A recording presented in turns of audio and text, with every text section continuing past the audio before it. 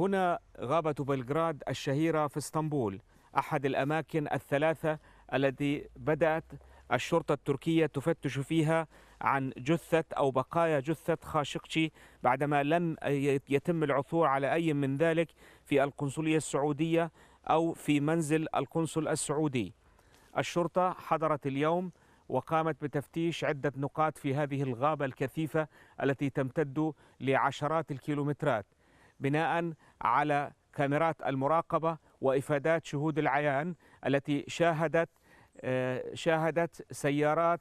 القنصلية السعودية تأتي إلى هنا وتتجول وتقف في بعض المناطق داخل هذه الغابة في الليلة التي اختفى فيها جمال خاشقجي بعد دخوله في القنصلية السعودية في اسطنبول. الهدف من كل هذا التفتيش إضافة إلى أماكن